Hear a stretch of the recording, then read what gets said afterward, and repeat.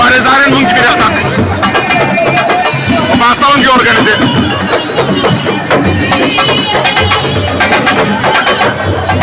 ndeysaan Modou Lo le roi des arènes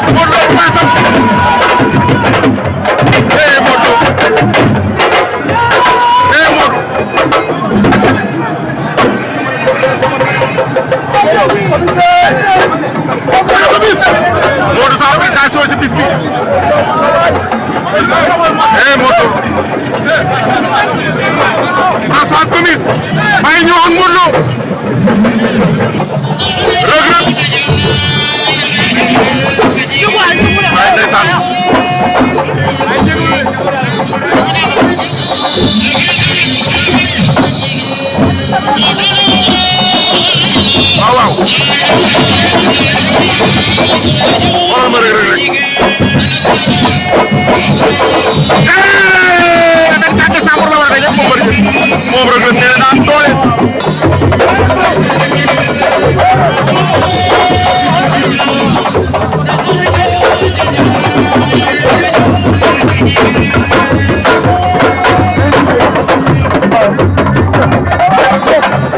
vainqueur de Elton wala baa ngi noonu moom Reug Reug le 24 décembre la war a def combat ndaanaan ba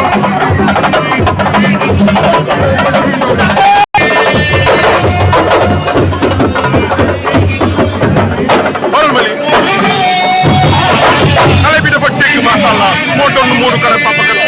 Reug Reug ngoog Reug ngoog